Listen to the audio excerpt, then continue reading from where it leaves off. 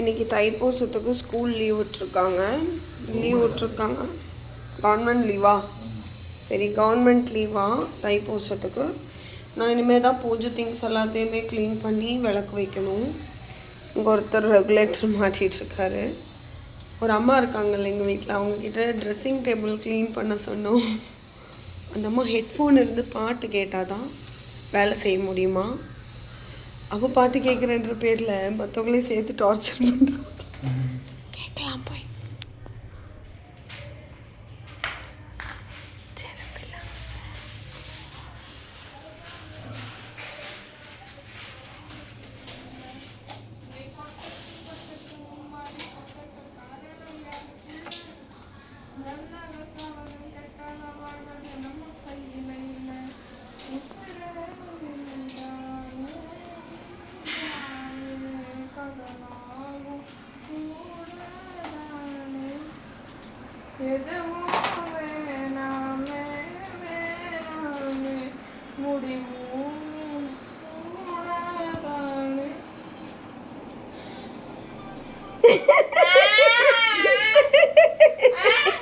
போன மட்டும் இங்கே பாரு, ட்ரெஸ்ஸிங் டேபிள் க்ளீன் பண்ணுறன்ற பேரில்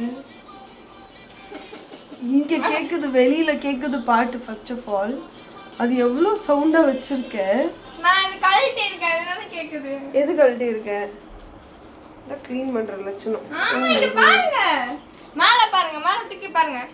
நான் ஃபுல்லாக தொடச்சிட்டேன். இந்தானே தேடிட்டு இருந்தீங்க. வாஷ் பண்ணி வைக்கணும். உங்கள் வீட்லேயும் குழந்தைங்க இருக்காங்கன்னா இந்த மாதிரி லீவ் அப்போது அவங்களோட வேலைகளை அவங்களே செய்ய விட்டுருங்க. அவங்க வேலையை சேர்த்து செய்கிறதுக்காக நம்மளுக்கு பெற்று போடலை. அவள் 8th படிக்கிறா, அதனால லீவு நாள்லேயும் அவளை வேலை செய்ய சொல்கிறோம். இங்கே 11th படிக்கிறேன், பப்ளிக் எக்ஸாம்னு சொல்லிட்டு ஒருத்தர் இருக்கான். அவர் மொபைல் பார்த்து தான் படிப்பார்.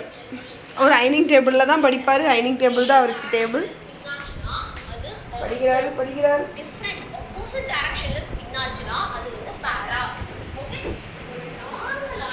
அவன் படிக்கிறன்ற பேரில் எங்கள் உயிரை சேர்த்து எடுப்பான் அப்படின்னு இருப்பான். எனக்கு ஒரு மாதிரி மூட் ஸ்விங்காக இருக்குது, என்ன பண்ணுறதுனே தெரியாமல் பேட் மூடாக இருக்கு. இவன் இந்த ரெகுலேட்டர் வேலையை முடிச்சிட்டான்னா சமையல் வேலையை அவன் தலையிலே கட்டி வச்சிடலான்னா அவன் கரெக்டாக 11 o'clock தான் நாங்கள் ஓலை வைப்போம். அவன் கரெக்டாக 11:15 கையை வச்சான் ரெகுலேட்டர் மாட்டுறதுக்குன்னு. லாக் ஆகிட்டான். இப்போ என்னால் ஒன்றும் பண்ண முடியலை. வெளியில் வர கிளம்புறாரு. கடைசியில் இன்றைக்கி நான் தான் சமைக்கணும் போல இருக்குது. எக்ஸ்கியூஸ் மீ, ஒலை வைக்கிறது ஒரு வேலை கிடையாது, சமையல் செய்கிறது யாருன்றதான் எங்கள் கேள்வி. ஐயோ வேணாம். சரி, ஓகே, பாய்.